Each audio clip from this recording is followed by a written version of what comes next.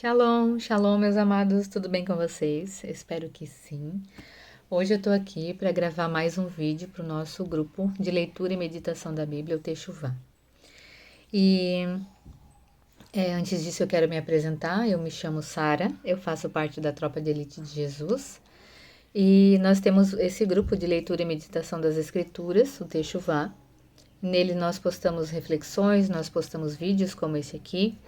E esse é um grupo que ele tem me ajudado a perseverar, a continuar, né, a continuar na leitura das Escrituras, não desistir, a entender também, a meditar naquilo que o Senhor tem falado conosco.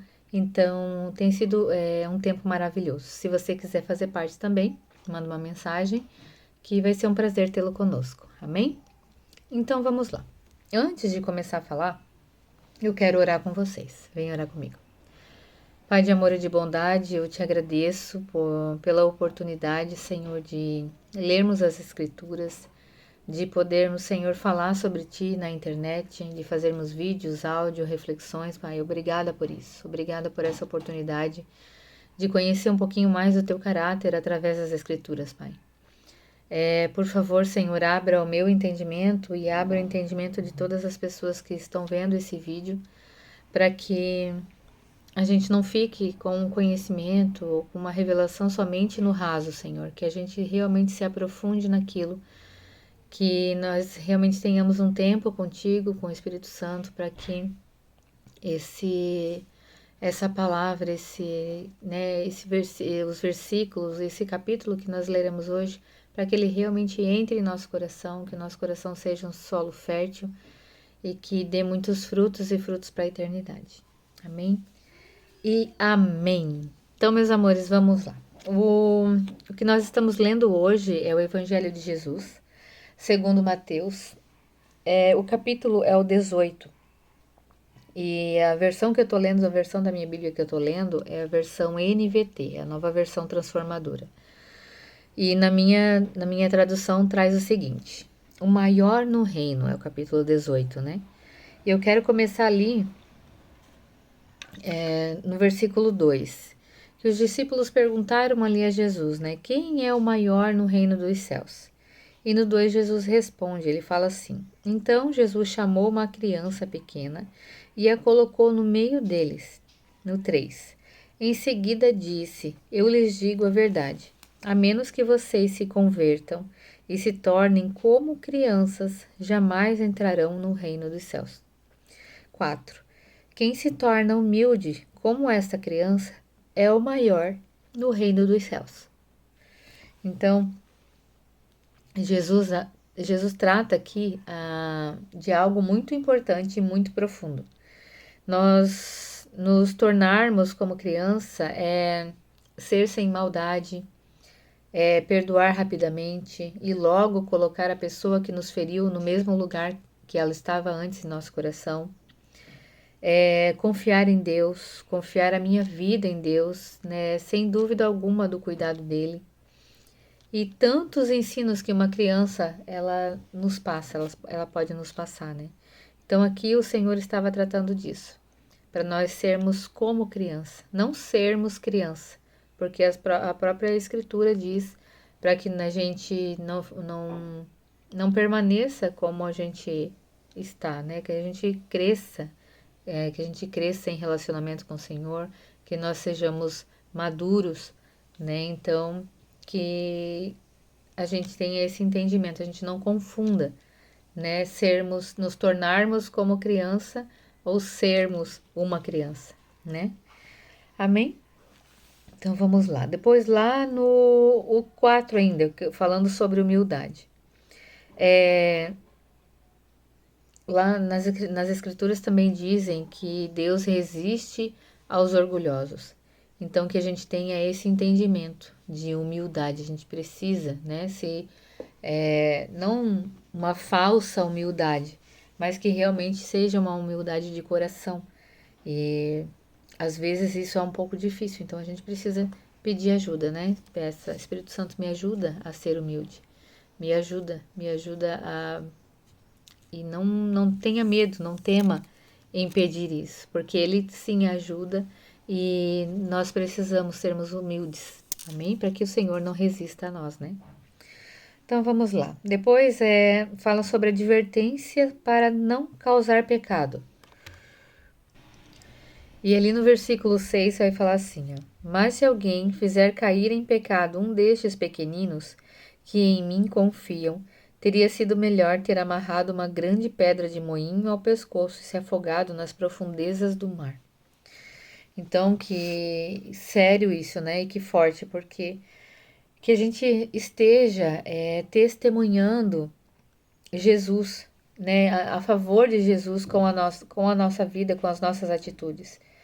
E que as pessoas que nos veem, elas vejam Jesus. E que elas queiram Jesus, porque nós estamos dando um bom testemunho. Né? Porque queiram viver com Cristo, queiram mais de Cristo, porque estão vendo que a nossa mudança, a nossa transformação, e estão vendo que isso é bom. Amém, meus amados? Então, que a gente não esqueça desses versículos. Até os versículos para frente também falam sobre isso.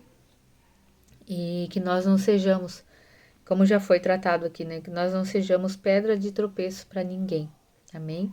Mas que nós sejamos quem impulsiona as pessoas até Jesus. Então vamos lá.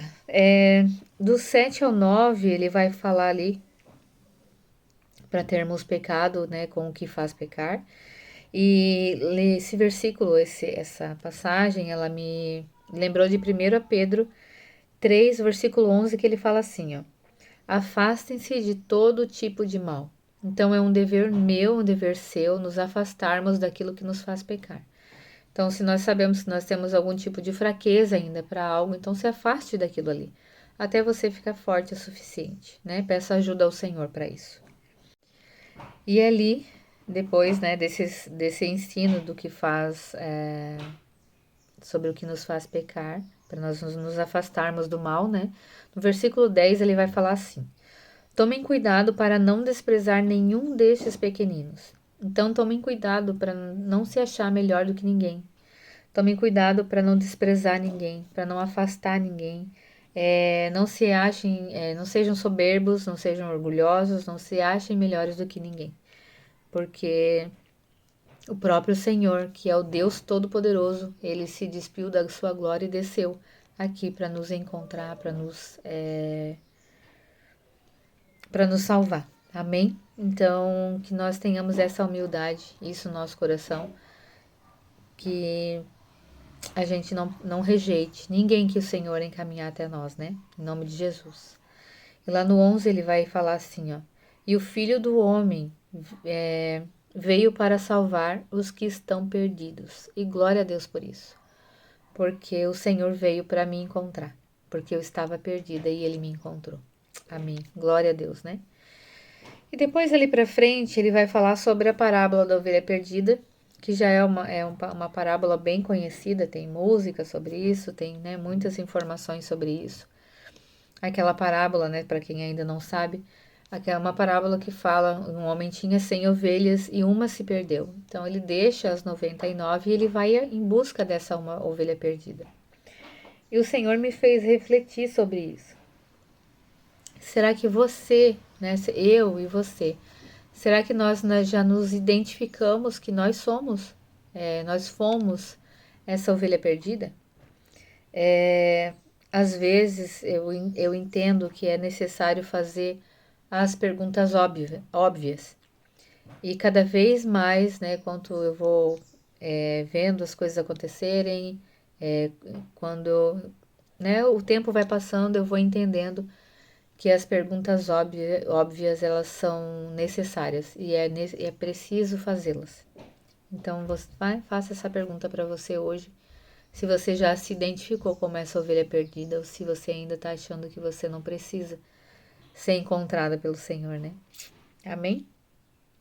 Então vamos lá. Depois para frente ele vai falar como corrigir o irmão. E nesses versículos para frente ele nos explica como nós devemos agir com os nossos irmãos. E é nossa responsabilidade como igreja, como corpo de Cristo, em corrigir o irmão,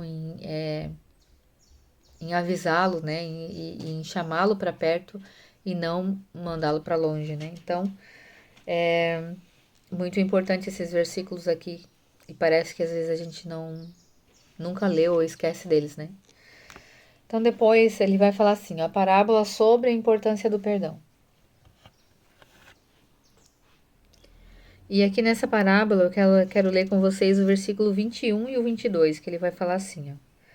Então Pedro se aproximou de Jesus e perguntou: Senhor, quantas vezes devo perdoar alguém que peca contra mim? 7 vezes? E Jesus traz a resposta. Jesus respondeu: Não 7 vezes, mas 70 vezes 7. Então, depois ali, né, mais para frente, Jesus vai contar a parábola do servo, né, que devia muito ao seu senhor. E o seu senhor ia prendê-lo, né, ele e a sua família, ia vendê-lo, né, ele e a sua família, e ele implorou ao seu senhor para que não fizesse isso, para que tivesse misericórdia. E o seu senhor teve misericórdia e o soltou e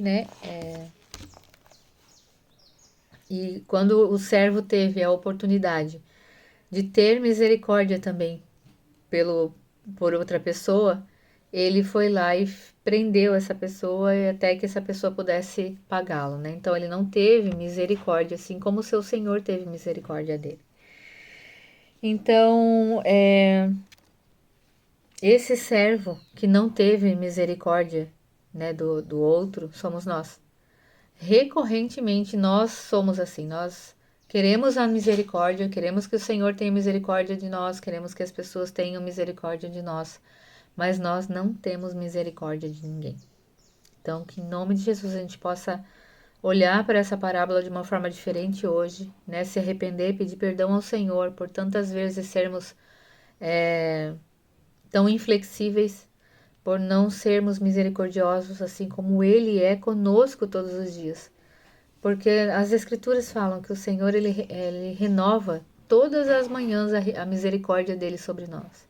Então, todos os dias ele renova, ele é misericordioso com nós e conosco, né? E nós não, recorrentemente nós caímos nisso. Nós nós não temos misericórdia.